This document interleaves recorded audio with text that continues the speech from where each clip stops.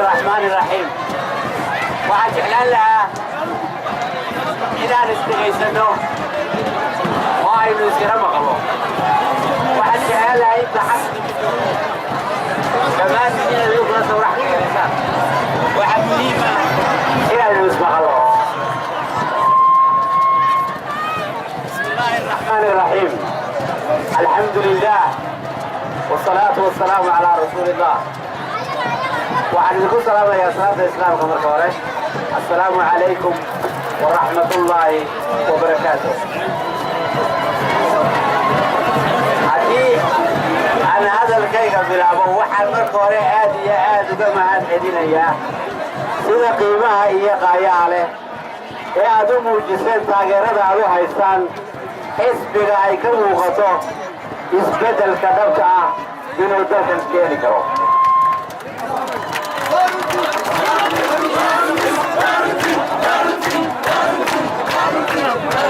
taageeradiinu mid deeldheela maaha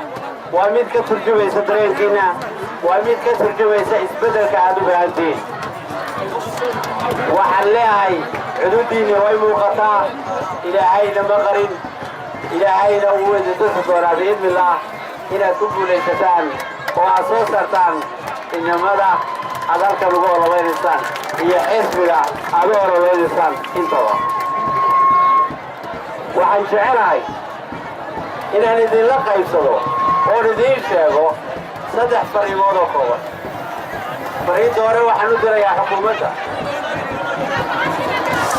xukuumadda waxaan leeyahay waxaad ku timaadeen rabitaan shacbi xabad iyo qori aaradii kumaydaanima shacabka taageeradiisana waxaad ku haysan kartaan oo keliya waxa lagu axtaay ugu horrayso cadaalad oy ku xigto waxqabad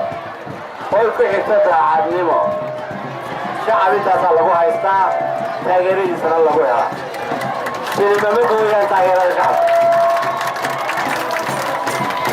waxaan leeyahay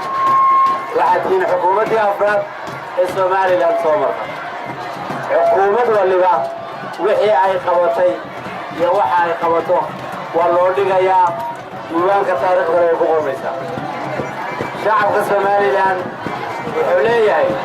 xukuumaduhu way mahadsan yihiin wax way qabteen laakiin waxqabadkaa mid ka badan baan doonaynaa shacabka somalilan wuxuu gaadhay inuu wixii dawlad laga sugayay iyagu ay qabsadaan marka waxaan leeyahay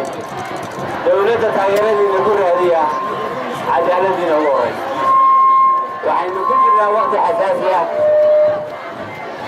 oo doorashooyina waxaan ugu dardaarmayaa dawladda cadaaladda in la ogaado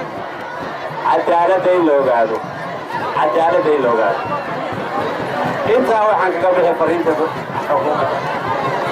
waxaan rabaa inaan erey ka idhaahdo axsaabta iyo ururada tartamaya